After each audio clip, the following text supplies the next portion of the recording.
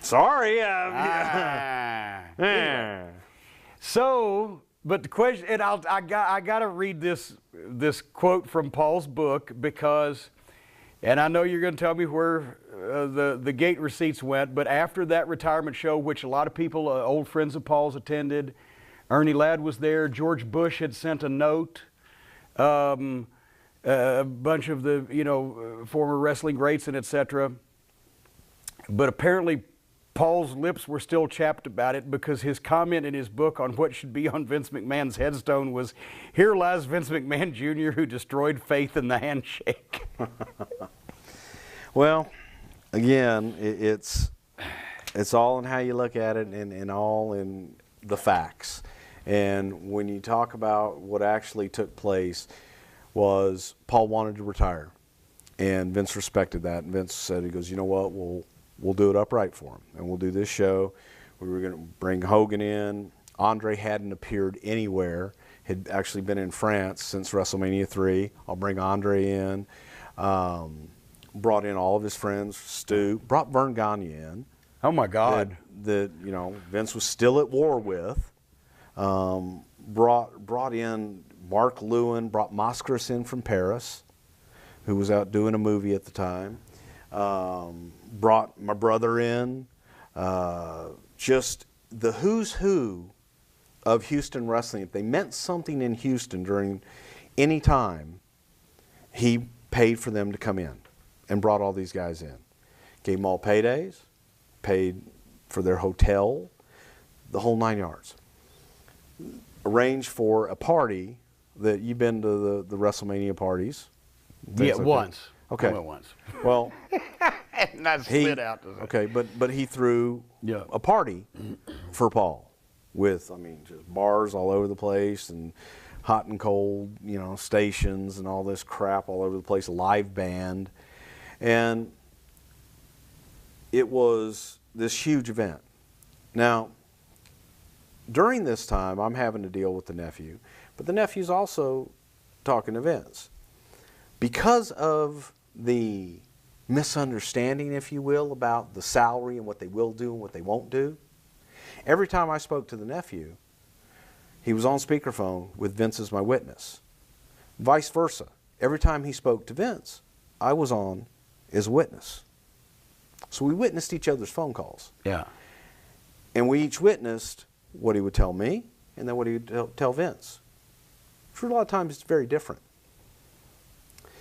So when they talked about the finances, Vince told him, he says, well, what are you going to do on the finances? Because the split was, I believe it was a 70-30 split, which was better than anybody else had at the time. And Vince said, I'll be fair. That was it. That was the only conversation about how the finances, how that gate was going to be split. We get there. Now, you won't believe this part. Vince was late for the meeting. What? Yeah, Vince was late for the meeting to go over and meet with Paul and Pete. Now, it's hard to believe. So we go over there, and Paul's gone. Paul's gone home to prepare for the evening. Okay. So it's not like he got mad, Vince is no showing me, I'm going to Well, he was mad because Vince was late and went home. So we get there, and the nephew says, he goes, I warned Bruce about overspending on this. I told him you guys are doing too much and you're going, way too far. And we tried to warn about, costs and overspending. And Vince was like, that's on me. Knowing that he never warned me about overspending or ever said, no, don't do that or anything like that, because Vince was witness to all those phone calls.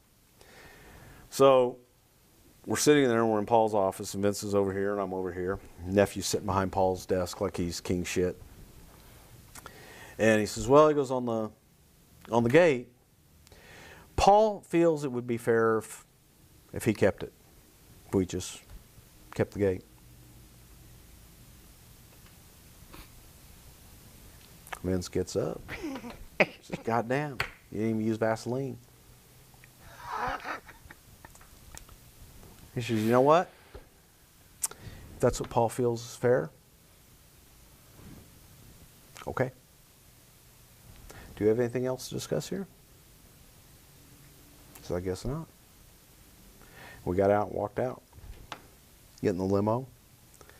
And it's funny how you recall shit and what you remember. But I remember Vince reaching over and picking up a USA Today, which was new at the time. And he takes it and puts it up. He's reading. I'm sitting next to him. I'm like, Vince, I had no idea. And he kicks the center console thing, which was a wooden deal that had crystal glasses and stuff in it. Yeah, you know, yeah, in the middle of the deal. yeah, there you are. Glass goes everywhere, all this shit. And he like throws the paper and goes. And he goes from this raging maniac to, goddamn, pal, how would you know they were going to fuck us? Whatever you do, don't tell Terry. Hulk. Yeah. I'm like, okay, I can't believe this. Onward and upward. Do you think it would have been better if Vince and Paul had to sit down between the two of them and nobody else would have been involved and worked it out? Probably so, but the issue still was that in order to make all that work, they had to take that office and transform it and do all the things that he needed them to do on a daily basis. Yeah. Which they didn't want to do.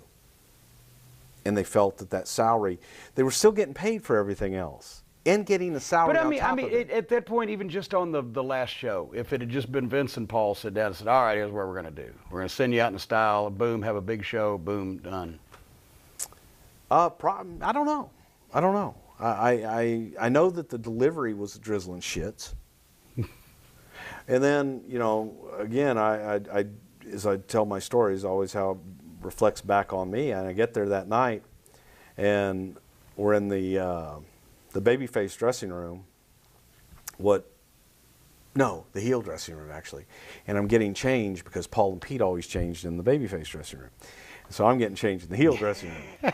And the nephew walks in and reaches in his little tuxedo pocket and hands me a note, because I had borrowed some money from him and called in a note that night. I says, if you can get it to me, you know, as soon as you can. Well, I don't need it tonight. He probably figured he wasn't going to be seeing you too often after that. Yeah. But That's paid it off. There you go, you cheap bastard. That from 1987, so 72 years after Morris Siegel started promoting Houston, 40 years to the year of Paul's car wreck when he started doing announcing later on, etc. That's a pretty, 70 plus years under two promoters. Came to an end with a sellout. It was big news around town. It was.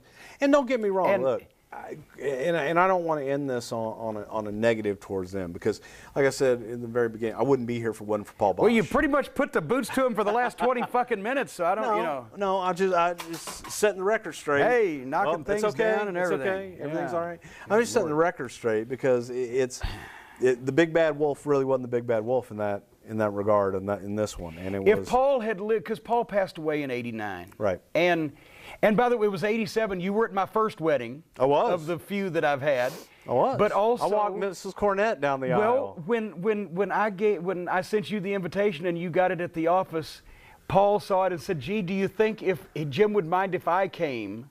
Yeah. So I had Paul Bosch at my wedding, and also Gene Kaniski, as you'll remember, because my first wife's best friend was dating Kelly Kaniski, who was Gene Kaniski's, et cetera, et cetera.